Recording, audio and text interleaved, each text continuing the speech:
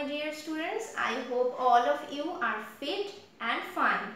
Okay, so today we will be discussing some important topics from both the chapters, the 3 questions and palm tree.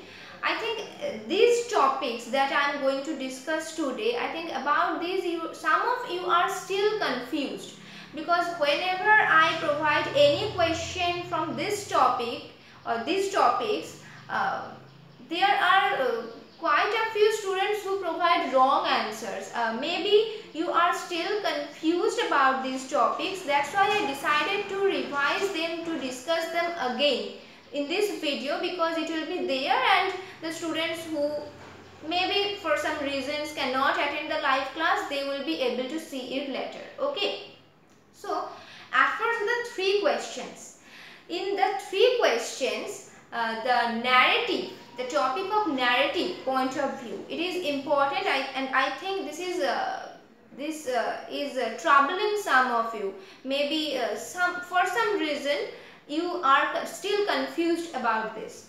Okay, what is narrative point of view? Whenever we read a story or we hear a story from someone narrates it orally or through written words. The stories, they do not take place in front of our eyes. They are narrated orally or through written words.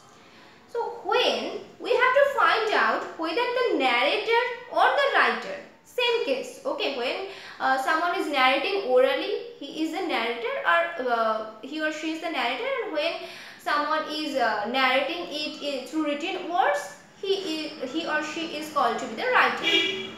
Okay, we have to check whether the narrator or the writer, he or she is a part of the story or not. See, when we read an autobiography, someone talks about himself or herself, his or her own life in that story, in that narrative, right? So obviously he or she will use words like I, me, our, us, the first person words. Okay, the first person, those are considered I, the first person, we, the first person. These types of words will be there in case of autobiography, because in that story the narrator or the writer is obviously a part of that story. And when the narrator or the writer is a part of the story is considered to be in first person narrative point of view. So in first person narrative point of view, the narrator or the writer is obviously a part of the story. Okay, but in stories like the 3 questions, where the narrator or the writer, here who is the writer? Leo Tolstoy is the writer. Wait a minute. Okay, wait a minute. I'm so sorry. Okay, so what was I saying? The stories like the 3 questions, where the narrator or the writer, who is the writer here? Leo Tolstoy. He is nowhere in the story. He is just narrating he is just describing some events which are connected with the king, the hermit, the wise man, the wounded man, these characters. Okay, Leo Tolstoy is nowhere there. So he is not a part of the story. You will not find any word like I, we, us. No. Only he, the king, they, these types of words will be there. So in these cases where the narrator or the writer is not a part of the story, those stories are considered to be in third person narrative point of view. So in first person narrative point of view, the narrator or the writer is definitely a part of the story, but in third person narrative point of view, the narrator or the writer is not a part of the story. So this was the topic that I wanted to discuss from the chapter, the 3 questions. And it is not mandatory that always the questions will come like whether the 3 questions is in first person narrative or the third person narrative. I can give general questions like I provided in the previous worksheet, like let me tell you, in the first person narrative point of view, the narrator is a part of the story or not. This is a general question. It is not related to the three questions. It is related to the narrative point of view, the topic of narrative point of view. Because I am discussing this here, so I can set questions, general questions from narrative point of view also. So try to understand the topic. Don't just memorize that way. The three questions is in third person point of view. It will not work. Okay. Now, from palm tree, I want to discuss the topic of figure of speech. Okay, the topic of figure of speech. In that poem, Palm Tree, the palm tree has been personified by Rabindranath Tagore. The name of the figure of speech used there is personification. Personification has been used to personify the palm tree. What is personification? How does it personify? See, in personification, what happens? Anything which is not a living, which is not a human being, who is not a person, anything who is not a person, who is not a human being, is given human features.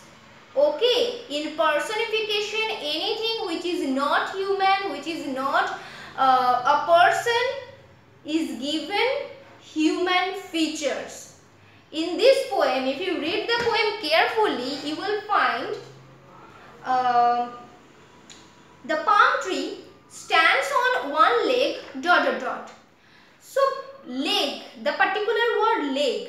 Have you seen any tree to have a leg or more than one legs?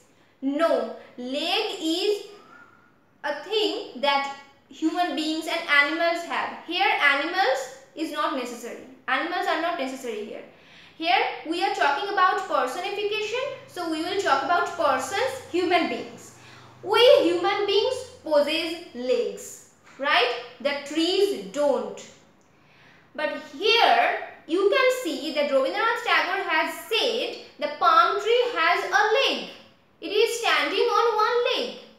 So, the palm tree, which is not a human being, which is not a person, is given a human feature. What is that feature? Leg. And you will find another feature also, head, where he starts to spread around his head, ... Head, the similar thing goes for head also. We possess head. The trees don't. But here the feature head, a human feature head, is given to something which is not a human being, which is not a person. So all these things we do in personification in order to personify something. Okay. And if you go through the poem, you will find the pronoun he. This is also an indication. He, the pronoun he, we use generally for masculine human beings, right? Not for a table, not for a chair. He is used generally for human beings, masculine human beings.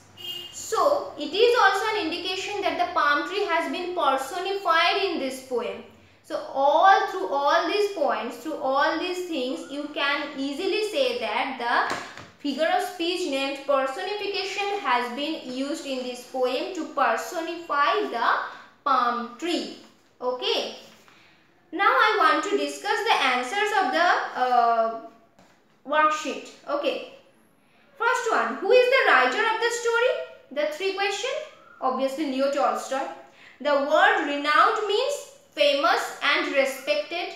It is mentioned in your book also. Okay. Go through the book very carefully, very minutely, with full concentration.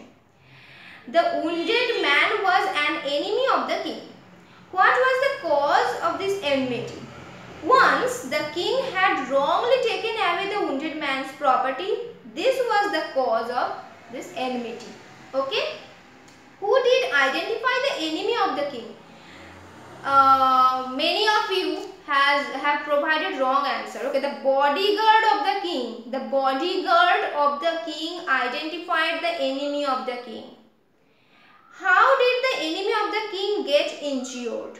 While escaping from the attacks of the king's bodyguard, the man fell down and got injured. Many of you have provided answers like he was shot to death, he was kicked, and many more. I don't know from where you did get these answers. No, don't add things, don't write things which are not there in the story, which are not included by the writer himself. I have said this again and again. Okay, go through the story and write things which are mentioned in the story. Don't make stories. The king was kind, helpful, forgiving, but full of arrogance at the same time. I have discussed this in the previous live class.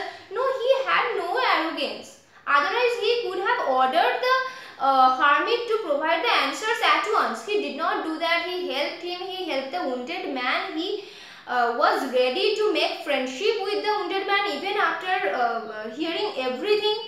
So nowhere he didn't have any arrogance at all. No kingly attitude. So it will be false. In first person narrative point of view, the narrator is a part of the story. As I said, I have explained it. The king, putting on simple clothes, went on alone to meet the hermit because the hermit met common folk only and the king respected his choice. This question was all about the most appropriate answer. Many of you have chosen the option that the hermit met common folk only. This is not wrong, but this one, the hermit met common folk only and the king respected his choice, this one is more appropriate, and in MCQ you have to choose the most appropriate answer. Number 9. The handkerchief with which the wound of the man was bandaged belonged to the king and the towel belongs to the hermit. There is nothing to explain. You can go through the story and find this information. The 3 questions is written in the third person narrative. I have already explained it. So these are the topics that I wanted to discuss today. Next we will meet in the live class and we will discuss another things. We will clarify the doubts and everything.